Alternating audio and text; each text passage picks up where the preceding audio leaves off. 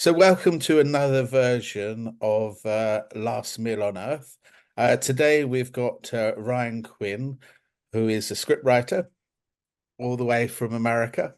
So, first question is, where were you born? Where did you grow up, and where are you living now? I was actually born in Plainfield, New Jersey, in United States. And at 3 years old, I moved from there to West Virginia. Then I moved back to New Jersey. Then I moved back to West Virginia, and I've been here ever since. So yeah, I live now in Grafton, West Virginia. It's actually the birthplace of Mother's Day, the holiday. It's where it all started, right here in this town. And when was the first memory that you thought you want, you had that buzz to be a script writer, to actually write plays and films and scenarios? Very early. I've always had a love for movies. So, like, when I would go to my father's on the weekend, it was always, going to the old VHS stores, picking out, the scary movies and, usually by the cover, we'd look at the craziest cover and pick one, and it was just, I always had a knack. I wanted to, even on old typewriters when I was a kid, I would try to tell stories. So I always knew I wanted to do it. I didn't start actually getting into writing the screenplays till I was 26 years old. Uh, yeah. So what were you doing before then? And what was the spark really that really cemented that you wanted to get into this particular profession? Believe it or not, before then I was doing music. I was doing rap music actually. As a young man, from the time I was 15 to 26, I said if I hadn't done anything major by 26, I said it's time for Plan B. Plan Yeah. B was writing screenplays. So, I'd opened up. I did tours. I used to go do shows all over the place. I'd opened up for like Bubba Sparks before. He's a big time, country rap singer from Mhm. around, the United States. But it wasn't enough. You know what I mean? It wasn't enough. I've got two boys, and yeah, I had to make sure that I had a big time plan B, and that was screenwriting. So So yeah. So to get into screenwriting, I mean, I suppose if you you watch a lot of videos and theatre and plays, that Mm-hmm. gets you the rough format. But have you gone down the route of being professionally trained with critique, or are you all self-studied? Yeah, well, actually, like I started out doing, just that. I started out with, webinars, things like that, learning everything I could, going through and digesting other people's screenplays, Mhm. to where I would understand the format, how they did it, whatever genre it was, it's all different. So, I made sure I studied all of that, and I would always send out for feedback. And I'd actually had one where it was way too early. I'd had an HBO producer read one of my first comedies I'd written with a friend of mine. She loved it, said she couldn't put it down. It was great. The format was all wrong, Mm. so I had to go and, get back into the lab, learn, feedback after feedback, and have, open mind, an ability to take criticism and just getting better and better. And then eventually, things started working out. So did you sort of determine that it worked or didn't work by playing all the parts yourself, or did you get some other of your friends to be involved so you could get that sort of uh, magic happening? No, I had a friend that was with me in the beginning that wanted to do it. He didn't have the same, gumption that I had. I think it was a bit more difficult than what he thought it was going to be. So I just kept going at it myself, and I kept networking, meeting people, made some great friends, in the industry in Canada. Got a really good friend that's a director, Yes. Manuel H. Del Silva.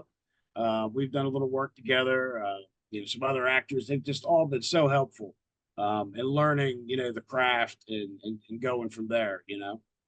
I mean, a lot of other people that write plays sort of pick up from their early years up to today, or they sort of write a lot of the parts for themselves or friends or family that they know.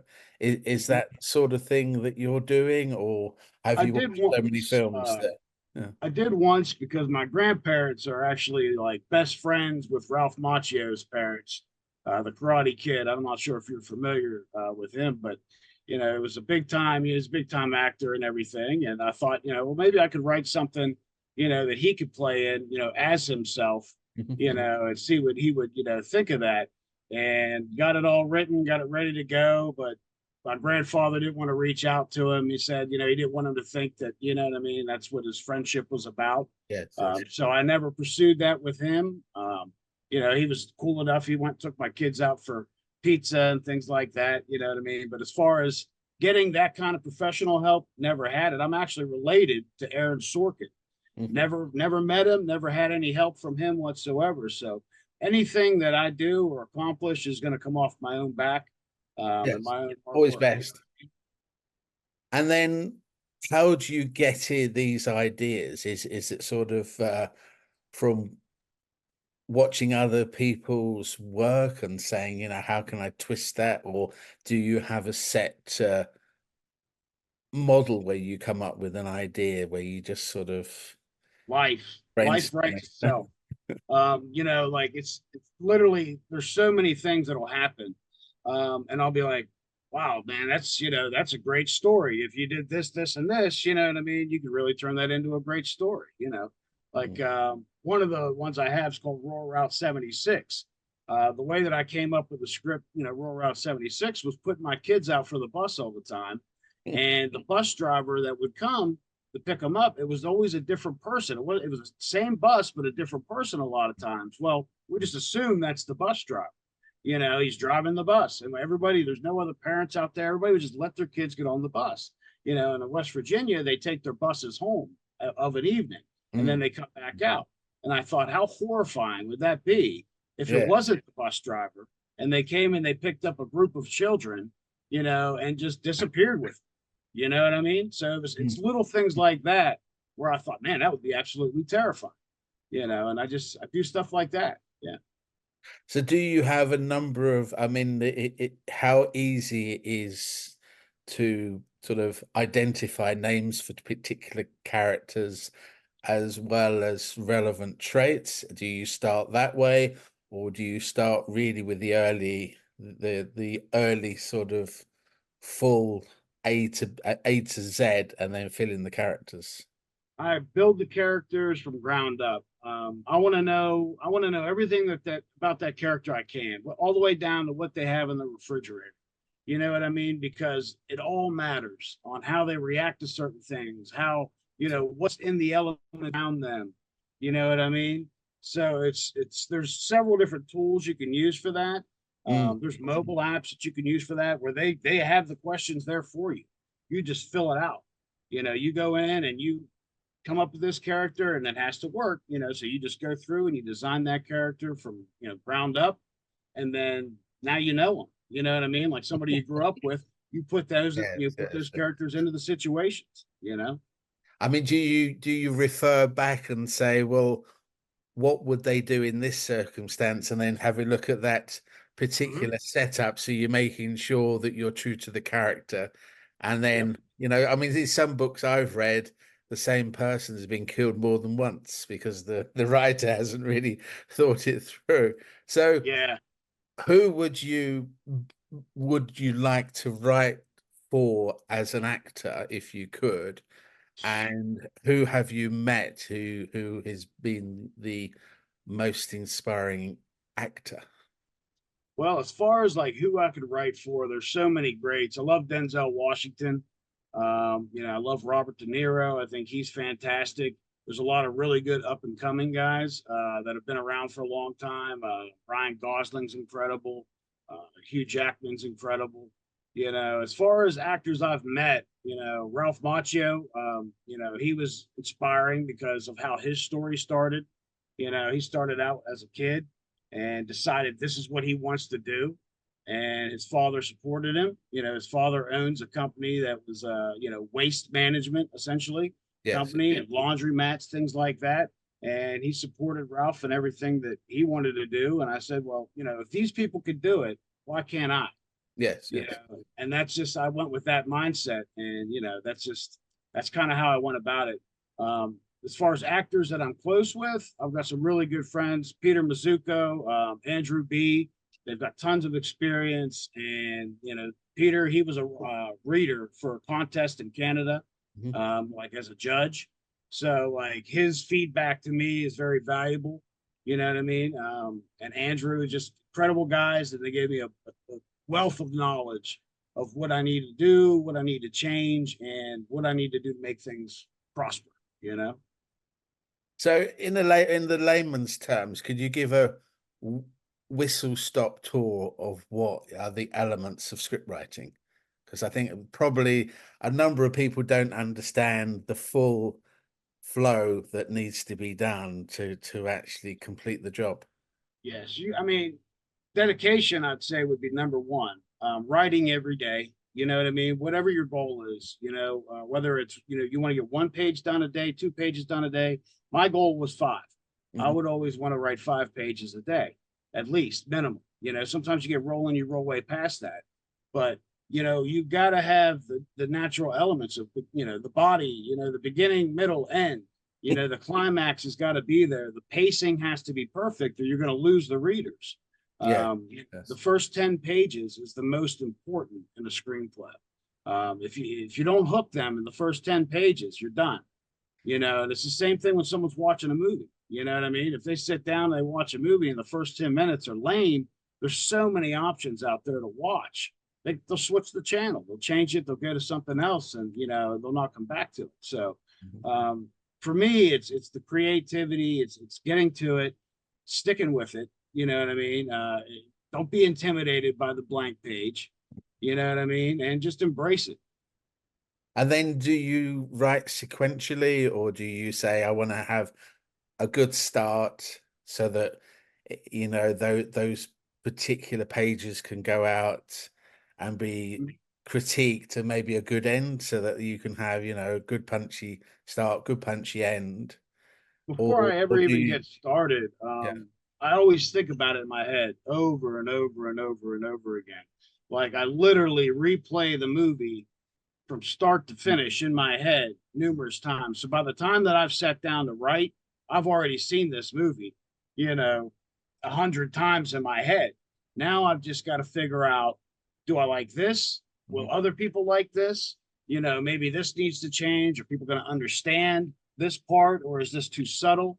You know what I mean? And so after the first draft, send that out, get feedback, accept the feedback. You can take it with a grain of salt, or you can actually really, adhere to it. So that's all very, very important. And then do you, because some writers like to have a single uh backstory and others like to have multiple backstories, which it all knits together, and there's always sort of that mini stories as you're going through the film. Is that something you like to achieve? Yeah, because each character, you want, the audience to know the characters. So if everybody's got a little bit of their own backstory, that you understand who they are a bit more, whether you're rooting for that character more, or whether you're rooting against that character more because of their past events. You know what I'm saying? So Yes. yeah, that's also very, very important as well. Just making sure that your story is so full, that Yes. people, when they sit down and they read it, they're like, wow. And then they got to read it again sometimes, just because, like, they feel like, oh man, I wonder if I missed something, something small, and they'll go back and they'll read it again, and hopefully that, translates into the viewing of the movie, you know. So are you working on a script at the moment that's coming almost to completion? I'm always working on scripts. So I put a lot of my scripts out into books, to Yep, where, yep, like, they can be like learning tools for people. Like this one's Slinging Meat. yep. Um, Systems Broken Bad, Christian and Single, Hidden Evil, Beneath Stones Unturned. So I put all these out. The newest one right now, I'm doing a book signing coming up here on June 15th, Mhm. at the Grafton Monster Festival here in my hometown, where I don't know if you're familiar with the Grafton Monster, but they're going to celebrate it. And they asked me to come down and make some books available. So this Fantastic. one's going to be available there. It's a really, really, it's the one I was telling you about. This is actually the prequel to it. So Uh, I know Route 66. I mean, where does Route 76 start and where does it end? Yeah, Rural Route 76 is actually a place that I grew up when I first had moved to West Virginia. It's a very rural setting, it's kind of backwoods area, Mm. So, you can think along the lines of, like, oh God, what was the one with a House of a Thousand Corpses type of a situation? You know what I mean? Off the beaten path or Mm. wrong turn, so to speak. You know what I mean? Where you zig when you should have zagged, you end up somewhere you don't want to be. You know, but the project that I've got right now, I've got to start on. The most recent project is this one. It's for an author. I don't know if you could see it. All right, Still Mhm. Crazy by Judy Prescott Marshall, and she has asked me to convert her novel. It's a wonderful love story. She's got 3 books, Mhm. and she wants me to convert that for film. So she's got a Okay. company that's interested, and I've agreed to help her with this project, and we're just solidifying everything with the contract, and then I'll be starting my work. Oh, that's brilliant. Brilliant Mhm. project. Going from what from my impression, you go quite a lot of dark script Yeah. writing to something that's totally on the flip side. So, Yep. what do you think you'd be doing if you didn't actually fall into script writing? God, if I didn't do screenwriting, I mean, I would probably still be writing music, maybe poetry. Mhm. I always wrote a lot of poetry. Either that or I'd be digging ditches somewhere. Shoveling shit. I don't know. It's hard to know, isn't it? Because there's so many Right, different avenues. If you'd had zigged when you should have zagged, you could be doing right. totally different. So Butterfly effect. sorry. It's like the butterfly effect. Yes, it is. It is. It's sort of you wake up half an hour later and your day's totally different. So Right. so now I move on to the hobbies, make it a little bit lighter. So what hobbies and interests do you have outside of the screenwriting and maybe the music that you've alluded Well, I've got 2 sons that are twins. So, I mean, I guess that would be my biggest hobby is spending time with my sons and helping them achieve goals that they have in to? sports and academically, things like that. So, I just stay very busy with family life. I love to go to the river. West Virginia is a place with beautiful, beautiful, scenic areas. There's a waterfall I like to go and sit in. Nice. I bring out food with us, and I cook it on the grill out there on the rocks, and just really just get out in nature and have a great time. Sounds brilliant. I mean, is there any particular genre of music that you like I to love listen all to? music. I love country music. I Mhm. love rock music. I love rap music. I love oldies music, blues. I mean, you name it. I mean, the only one I would say I probably don't absolutely love is opera, you know. Yes, yes, yes. But I could still listen to some Beethoven and be fine. Mhm, mhm. So So what is it about opera? It's the mix of it probably takes too long. I think that's the issue. yeah, I'm a lyric guy. I love songs with meaning, Hmm. or songs that make you feel something. And I mean, Yes, I'm sure opera does make a lot of people feel a certain type of way. But myself, I don't think I would ever really sit down and engulf myself in full on opera music at any point in time. yeah. I mean, even when they sing it in English, you've got to engage a good 3 hours, and a lot of it doesn't really make any sense. That it Right. it takes 45 minutes to somebody to die. Yeah. Um, so what's the best concert or theatre you've been to? Been to a lot of concerts. I've been to a lot of good theater in New York. Whenever I was a child, I went and I watched. There was a play that had Matthew Broderick in it, and he played a drifter who was Yeah. actually a murderer, and he was living with this family, and they eventually slowly were finding out his past. And I thought that was really cool. I saw Cats, Miss Saigon was Yes, great. yes, I yes. didn't really understand Miss Saigon when I saw it because I was a child, but it was really cool. They had a helicopter out on stage. I mean, it was neat. As far as concerts, Man, I've been to a lot of them. Stevie Nicks, Fleetwood Mac was wonderful. Um, Ozzy Osbourne and Black Sabbath was one of my favorite groups when I was a child growing up. So I got an opportunity to see them before. Kiss. I mean, Yes. Yeah. Gene Simmons flying out center stage, playing the guitar while he's flying through the air. That was incredible. So yeah, I mean, I've been to many different types. I've been to rap concerts, you name it, you know. So have any of these experiences inspired you for any lead characters or incidental characters in your screenplays? Not necessarily. A lot of what I have written though could be inspired by things I've been through in my own life, whether it's somebody, that I knew or something I've done myself. Like Slinging Meat, it's a bloody comedy that I wrote. And I had actually sold meat for Mm. like a short period of time. It didn't take me long to realize that's not what I wanted to do. Going door It's to very door, not, tough. yeah, right. I mean, and I had a crazy scenario on my like third day on that job. I got stuck with this guy who he was, having to go to a methadone clinic to pick up drugs. He didn't have a license, so I had to drive him. He was telling me where to go. Mm. Next thing you know, he, tells me we got a lead, in another state.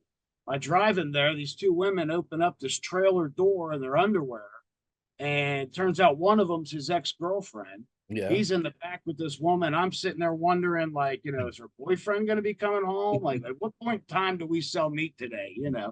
So like I thought, years later after I was writing, I was like, wow, that was a really wild, funny, scenario. It sucked at the time, but I thought, if I took this, elaborated on it, just turned it into a bloody comedy, what could it be? And that's how I came up with Slinging Meat. So how do you relax then of an evening? Because then you probably want to stay away from, your relevant day job, probably, chill out, you're on your own. Do you like to actually read other people's books, or actually what I like to do is watch a lot of these documentaries working out or explaining how sort of, for example, Clint Eastwood got into the business, how he matured his business, how he went from the front to the back of the camera. And I find Mm-hmm. that is very beneficial in a lot of the I stuff love that I do. those kind of documentaries like that. But for some reason, like I'm drawn to true crime. I Mhm. mean, it ropes me in. I watch a lot of that at nighttime. You know what I mean? When I'm trying to like, Yes, yes, yes. relax and get your mind off of your own problems. It's, Mm. listen to somebody else's. You know what I mean? I mean, if Yeah. they're on a true crime documentary, they've got a problem. You know what I mean? So I do enjoy that. But watching movies, watching shows. I like cartoons even. I love The Mm, Simpsons, mm, mm. comedy. But mainly, if I'm watching a movie, it's usually a horror movie, typically. So if it comes that you've sort of made your blockbuster and you had to find a location to live the rest of your life, where would that be? Be West Virginia. It would still be in West Virginia. It would just be more off the beaten path. You know what I mean? There's a place on the way out to where I go to the river, and it sits off on the left, off by itself. It's a big white farmhouse, and they've got this porch swing on the front porch. The sound of like peeper frogs at nighttime and crickets, running water right there, just surrounded by woods. To me, that would be ideal. I always think when I go by there, what I could write sitting out on that front porch. Mm. You know what I mean? It just opens up your mind being out there in nature like that. So to me, I would still be in West Virginia. I love it. So now we're moving across to more of the food element. I don't know if you're a foodie or not. So Oh yeah. what is the best dining experience you had? It can either be at home or or somewhere dining out. I'm like not extremely adventurous when it comes to certain types of foods. So like I've been to some very fancy places like Tavern on the Green in New York. When I went there as a child, I ordered chicken tenders. You know Mm, what I mean? I didn't step outside the box or nothing. My grandfather was pretty irritated, mm. because we're at this fancy restaurant and I'm looking to get chicken tenders. You know what I mean?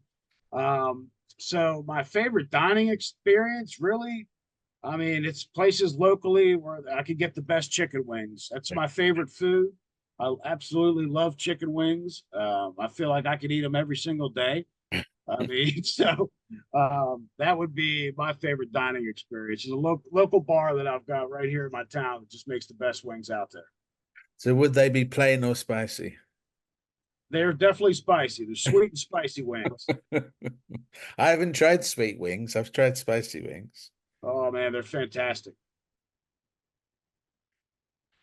So do you have any traditional food favorites? I know that chicken wings is a favorite in America, but have you got anything else you can choose? Burgers, steaks, ribs, Chinese food. I absolutely love Chinese food. Never get sick of it. I like Mexican food. I mean, I really, as far as those things, only most things except for a lot of seafood. I love shrimp, but that's about as far as I go with seafood. You know, You don't enjoy the lobster that is lobster tail's not bad. I like lobster tail. But crab legs, that's not for me. Scallops, mussels, Mm. oysters. I'm going to take a pass on all of that. So that's have a scenario that this is your last meal. You can have it anywhere, money's no expense. So would it be somewhere you've been before, or would it be somewhere totally new, a new experience?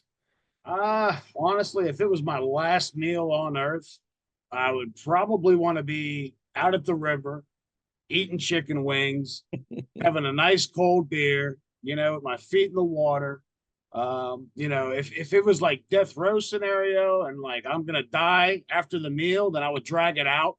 I would want it to be all you could eat wings, and I'll just eat until I die in food coma.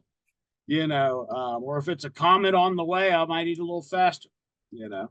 So would it be sort of relaxed clothing, or would it be sort of you'd want to make yourself as smart as possible?